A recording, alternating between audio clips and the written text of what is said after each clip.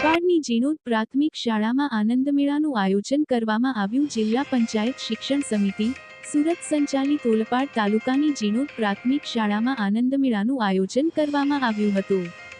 બાળકોમાં પ્રાથમિક સ્તરેથી જ નફો નુકસાનની સમજ કેળવાય અને તેમનામાં નાવીન્યપૂર્ણતા, વિશ્વાસ, સાહસ, સહયોગિતા જેવા ગુણોનો વિકાસ થાય એવા શુભ હેતુસર યોજાયેલ આ આનંદમેળાને ડેપ્યુટી સરપંચ ભારતીબેન પટેલ, એમ.સી.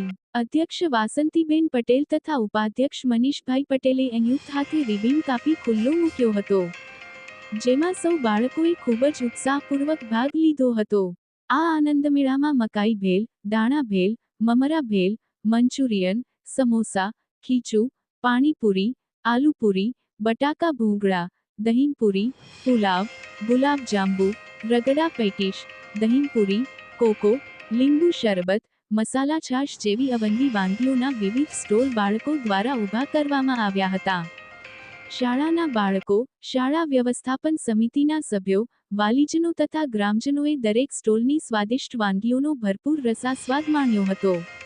આનંદ કિલ્લોલ સાથે યોજાયેલા કાર્યક્રમને સફળ બનાવવા શાળાના આચાર્ય ચિરાગ પટેલ, ઉપશિક્ષિકા આશા ખોલિયા તથા રેખા રાઠોડે જહેમત ઉઠાવી હતી. અંતમાં ઉપશિક્ષક રવિન્દ્ર ચૌધરીએ સૌનો આભાર વ્યક્ત કર્યો હતો, એમ પ્રચાર પ્રસાર પ્રતિનિધિ વિજય પટેલ એક અખબારી યાદીમાં જણાવે છે.